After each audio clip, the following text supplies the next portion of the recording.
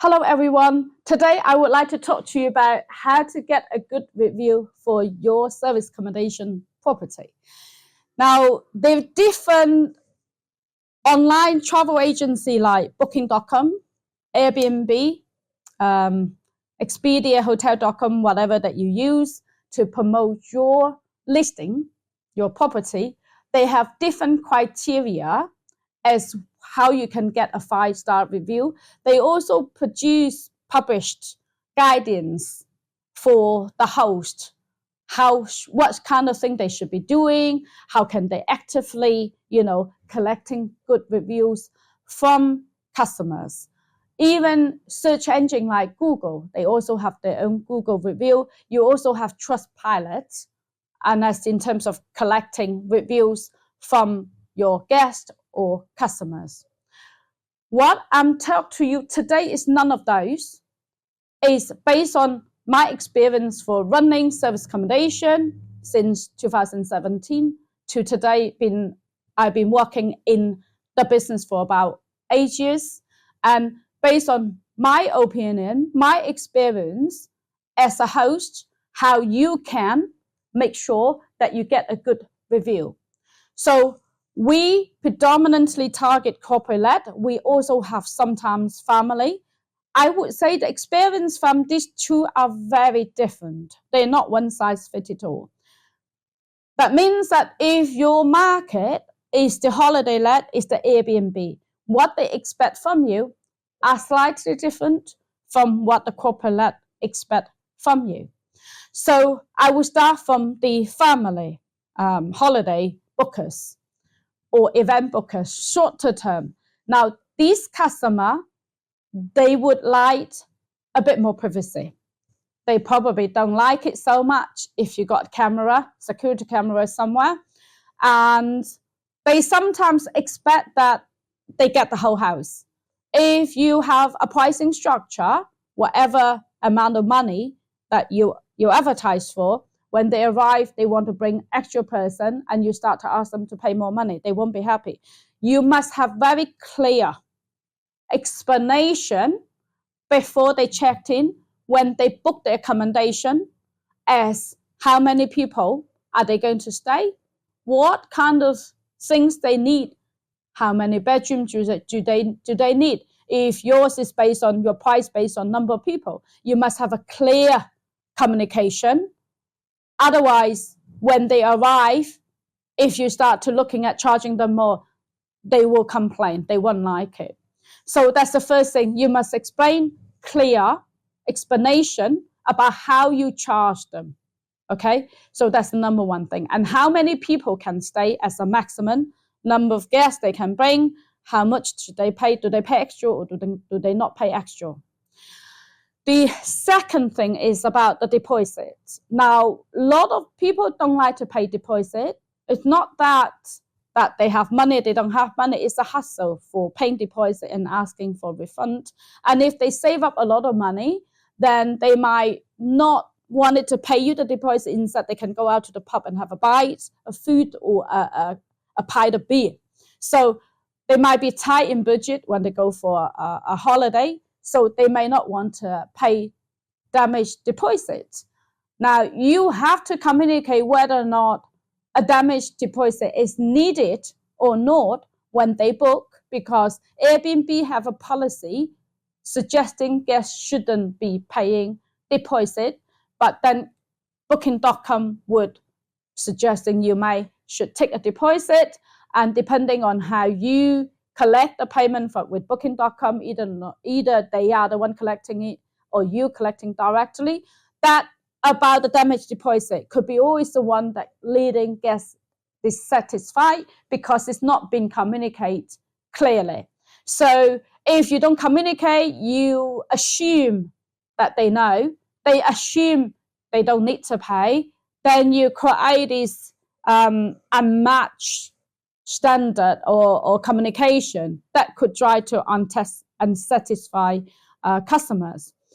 The third thing about the holiday guests, as in terms of what they expect from you It could be when they pay, you know. So they will look around based on the review already in the property. If you're a new service accommodation host, that your property is new, you don't actually have any review at this moment. So how can you attract customer to book with you when you don't have any review? They might be a bit skeptical because they can't tell what previous guest experience are like. You can use strategy, for example, like lead generation strategy. And in some of my YouTube video, I talk about pricing strategy, which would help you to generate some leads and get some bookings. Now, as review point of view, how can you make sure every guest staying leave a positive review, constructive review? Some booking channel like Airbnb are very good reminding people to leave a review. So it's like a two-way system. You give your guests review if there are no trouble. You will then explain how good they are, how much you like to host them again, just to give a positive review because they like it if you say something nice about their stay. And when you give a good review, positive review to them, and they will in return also to see the review that you give to them, then they will respond and give you good review. Now, that's to do with Airbnb. System, for example, like booking.com, they don't have that same system. So what you do is that if they don't complain, there is no issue, then they will come back again to book with you again. Instead of collecting review, you're collecting money, you're collecting repeat booking. However, there is also two different ways you can collect review. You got the Trustpilot, you also have the Google review. So whichever system that you use, you got to set up a mailing schedule for how many days that after the guest checked out. You don't want to do it the same day because same day they're busy, they're packing, they're leaving. You give them a couple of days and to ask them to provide review. Now, Booking.com do ask you review, but Booking.com will send Gmail a lot of the time, unless you have a not very happy experience. You may not want to review, but if you have a good experience, sometimes you also want to give review. So you could invite your guests to give you a review on either Google, Trustpilot, or wherever by offering them some discount if they book next time, or offering them some voucher, which if they were decided to book again in some of the accommodation, if you got it elsewhere, or, you know, just simply say thank you. So there is many different methods, ways, apps, systems that you can attract review. But if you don't give a good service, if your accommodation is not up to standard, and if your cleaner don't do a good job, do you rather want to invite review or not? I bet you perhaps rather they don't, because if they say anything, it's going to be negative. It's going to damage your reputation. How can you maintain a good business reputation? Firstly, you need a good system. You need a good process. You need a good roadmap. From the guest experience, from the minute they book the accommodation, you need to actively communicate with them, making sure they got, if the person is needed and the number of people need it, the number of beds they need it, and if they need to have an extra person, that the number of beds is not enough, you put yourself out.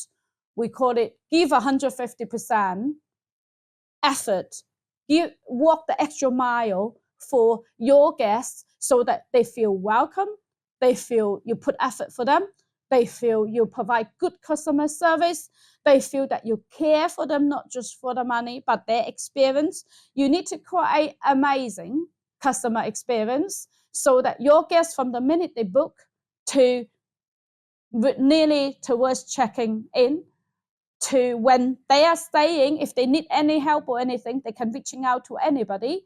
And I knew some of the business that we work with that they do 9 to 5. After 5 o'clock, you can't get hold of anyone. My team in the reservation team, they started whatever time, 7, 8, 9 o'clock in the morning. They don't finish until 10 p.m. at night. And a lot of the time, when we have contractors arriving from abroad to in the country to midnight and have problem until early morning. We always have people actually stay up late to help them if they know that they're checking in. So that for that, we always have very good appreciation from our customer. Providing that extra service, the extra care, and after the customer checked out, make sure that you contact them, ask if anything they need, and if they might want it to book again and making the next booking easier. With that in mind, you will get good review, even if you don't ask. And the point is that when you build a good relationship, when you care for your customer, you help them, you support them, you make their stay the best, most amazing experience they ever have. Even they don't publish in the domain, like, website, whatever, they will tell their friends, they will tell the family, they will tell other company. You get more business. From that, the best review you get is a repeat business. So I hope you found today useful, and thank you very much for watching. If you want more tips, you want some advice on how to run your service accommodation successfully, or interested in finding out how corporate-led model works, you can either join us in our one-day in-person event to learn about how to do business in property, or you can join the online webinar to learn about our business model and how our franchise model could help you. Or if you want to simply have a chat, you can book a 30 minutes one-to-one call with my team. And I hope you found today useful. Thank you very much for watching.